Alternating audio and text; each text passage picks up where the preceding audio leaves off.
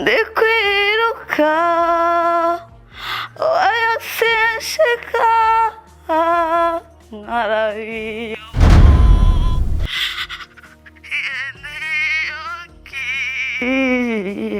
bikananira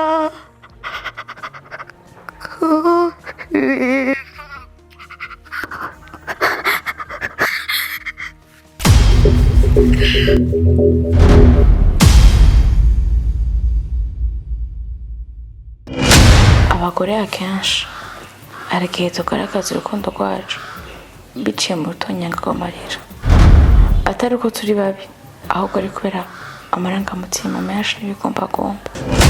kandi uri kuvuga iyo nshuti yawe Angel kuruta uko uravuga umukunzi wawe Jonita. Wogira iyo nshuti yawe Angel niwe mukunzi wawe. Igihe cyose wifuza je ndakiguha,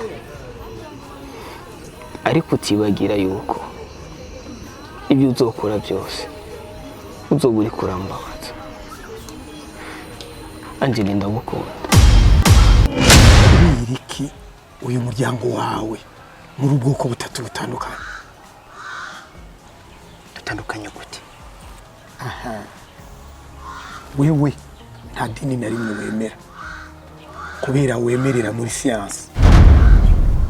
Icyo siyansi itakwereka ubona ko kitabaho.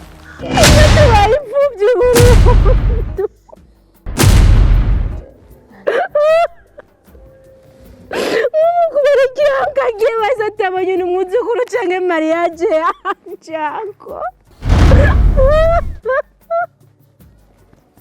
mwana we.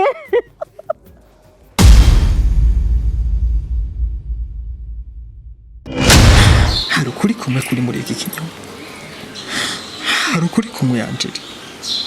Ukuri nuko nkunda kandi nahoze nkunda wewe Angel. Wewe wambaye hafi y'imyaka yose. Wowe uzi buri kimwe cyose kuri jewe kinyerekeye. Rabi misi yetse tutaza ahantu umwana ari nk'uwo sanga hari yahuye uri kumva icyo gikomere nogira umuntu sanga agiye mitanganika akita nkabandi ko nzira n'amakosa nakoze uzikiro no kwicuza nuko banje yaragiye sinyumvire kuja kumushaka. Ikibazo ni kwa rugupfa, ahubwo ikibazo waba wishwe n'iki?